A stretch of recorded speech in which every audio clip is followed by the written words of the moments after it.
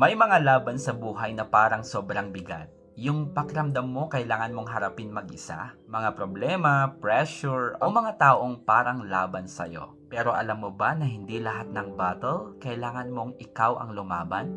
Pag-usapan natin yan.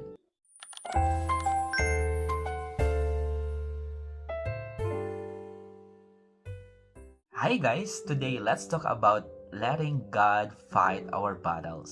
Sa buhay natin, may mga pagkakataon talaga na napapagod tayo kasi feeling natin kailangan nating kontrolin ang lahat.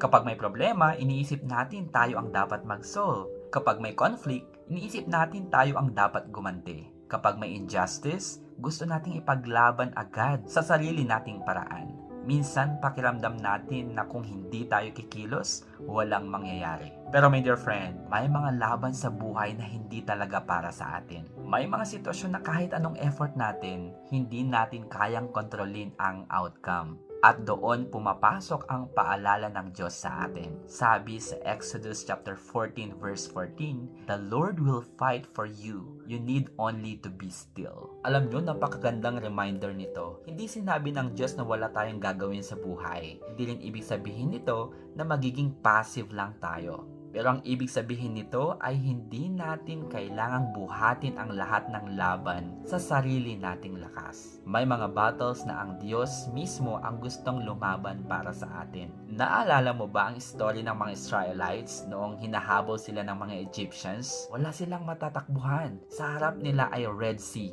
Sa likod nila ay mga sundalo. Sa human perspective, parang imposible na silang makaligtas. Pero doon sinabi ni Moses ang paalala na ito, "The Lord will fight for you." At alam natin kung anong ginawa ng Diyos. Hinati niya ang dagat at binigyan sila ng daan. I realized this before, na kapag pinipilit kong kontrolin ang lahat ng bagay, mas lalo lang akong napapagod. Mas nagiging anxious ako. Mas nagiging frustrated ako kapag hindi nangyayari yung gusto kong mangyari. And what's the lesson here? Kapag ibinigay natin kay Lord ang sitwasyon natin at nagtitiwala tayo sa Kanya, doon natin makikita kung paano siya kikilos sa mga paraang hindi natin inaasahan.